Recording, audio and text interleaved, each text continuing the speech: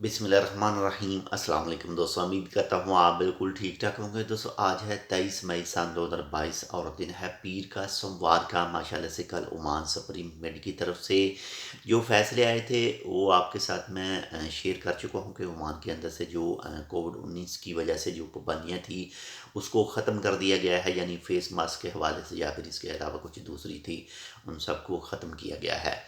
और इसके साथ ही जो ओमान सिविल एविएशन अथॉरिटी की तरफ से भी एक उनके ऑफिशियल ट्विटर अकाउंट के ऊपर एक तस्वीर शेयर की गई थी, जिसमें कहा गया था कि जो भी कोविड रिलेटेड जो भी पाबंदियां हैं, जो भी रिस्ट्रिक्शन थी, वो भी ख़त्म कर दी गई हैं। जो भी ओमान का सफ़र कर रहे हैं, ओमान में एंट्री करेंगे उनके लिए। लेकिन उस तस्वीर के ऊपर एक चीज़ मेंशन नहीं थी, यानी जो 30 दिन की इंश्योरेंस है वो उसके ऊपर मेंशन नहीं थी। अभी तक भी उसके हवाले से जो क्लैरिफिकेशन है वो बाकी है, यानी उसके ऊपर मेंशन नहीं थी, उसके ऊपर नहीं लिखा गया था।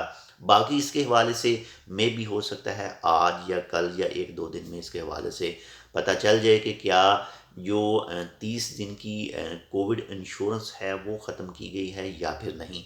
जैसे ही इसके हवाले से कोई भी तफसील आती है, इंशाल्लाह वो भी आपके साथ शेयर करेंगे। और अगर आप आज या कल सफ़र कर रहे हैं तो मज़ीद मालूमात आप अपने ट्रैवल एजेंट से हासिल कर सकते हैं।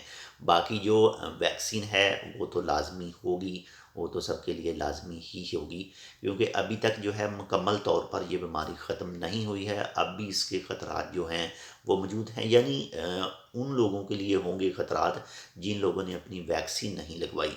बाकी अल्हम्दुलिल्लाह से जिन लोगों ने अपनी वैक्सीनेशन मुकम्मल करवा ली है, उनके लिए जो ख़तरात हैं बहुत ही कम हो जाते हैं इस बीमारी के। तो बाकी जैसे कोई मज़ीद तफसीलात आती है, मज़ीद कोई अपडेट आती है, इंशाल्लाह वो भी आपके साथ शेयर करेंगे।